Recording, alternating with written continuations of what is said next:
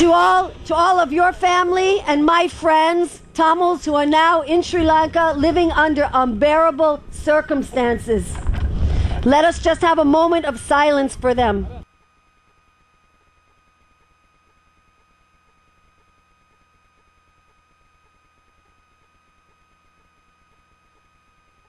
Nandri.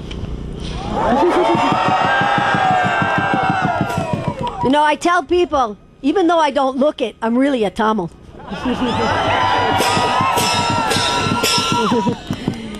You know, most of you know that I've been to Sri Lanka up north of Kilinochchi after the tsunami, so I'm not going to repeat all of that today, but just to know that since the ceasefire that the government broke, everything has been very devastating. The genocide of the Tamil people is personal for me. I met beautiful people up north, beautiful people who touched my heart. Their pictures are in my house at home, but now the north is overrun by government savages. I have memories of Tamil children that are covered with death and destruction. What kind of evil government kills its own civilians? Saddam Hussein, the government of Sudan, Burma, and the government of Sri Lanka. They are all members of the killing club. Now when we see the news in Vanni, we see the bombs that are incendiary bombs that are burning up families. Civilians are lying on the street, dying without medicine and food. They are forcing abortions on Tamil women. And there's torture and rape in the new concentration camps set up by the government of Sri Lanka. Thank you. The ethnic cleansing of the Tamil people is spreading like a blood stain over Tamil land. And it's masterminded by the president of Sri Lanka, Mahinda Rajapaksa, guilty of war crimes. The Sri Lanka government apologizes to no one. They do not say that civilian deaths are collateral damage. They don't apologize for using cluster bombs on civilian areas. They don't apologize for using fire bombs on densely affected civilian areas. And they don't apologize for asking the doctors to leave. They don't apologize for ordering the UN and all NGOs to leave. And they don't apologize for closing off the whole area under attack from journalists and observers. They don't apologize for starving and killing over 300,000 Tamil civilians who have done nothing wrong except to be born Tamil in the country of... Thank you. The similarity to the Jews being killed by the Nazis is identical. Yes. The government of Sri Lanka is acting just like the Nazi regime, with plans to exterminate the Tamils. And just as we can't imagine that it could get worse, they get on the radio and they say shelling civilian hospitals is justified. These cowards claim that they're waging a war against terror. But they're on the real terror. That's insane. That is crazy. Look at the pictures of the casualties. You see old people, women and children. They're not killing terrorists.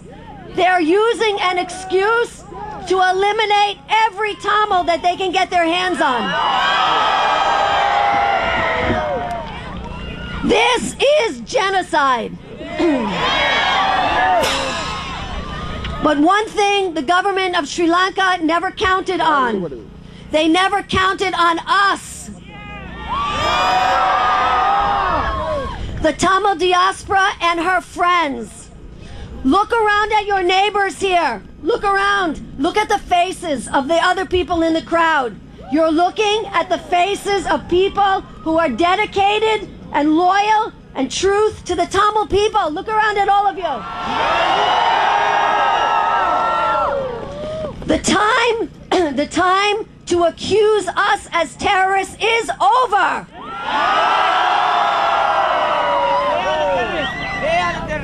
We are thousands strong today, humanitarians. Look at you, humanitarians, every one of us. Yes.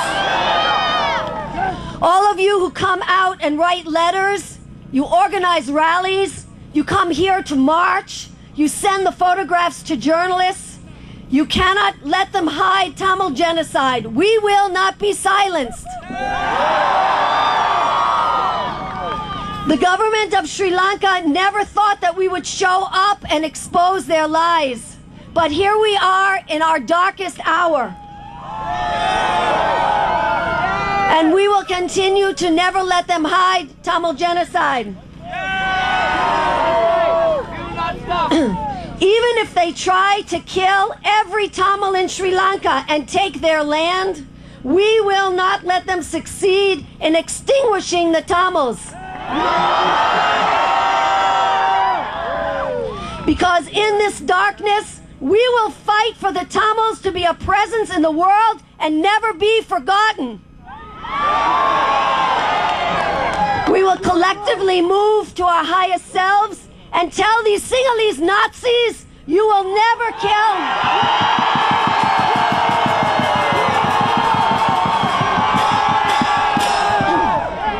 You will never kill the collective Tamil spirit. We will shout to stop Tamil genocide, and we will rebuild.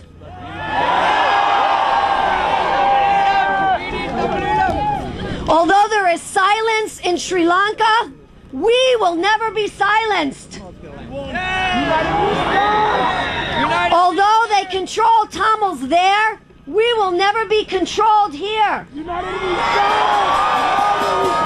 Although they are torturing and killing Tamils there, they can never kill our collective spirit to regroup and stay on the highest moral ground.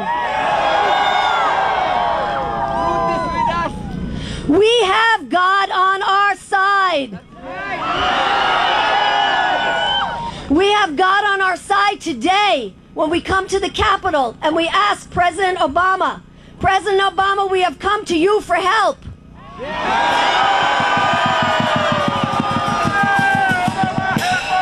Secretary of State Clinton, we have come to you for help. President Obama, your words on your inauguration day spoke directly to the heart of the Tamil people's struggle. You said, we must carry forward the precious gift, the noble idea, passed on from generation to generation, the God-given promise that all are equal, all are free, and all deserve a chance to pursue their full measure of happiness. Yes. President Obama, we are asking you to make that pledge to the Tamil people. We need help. We need help.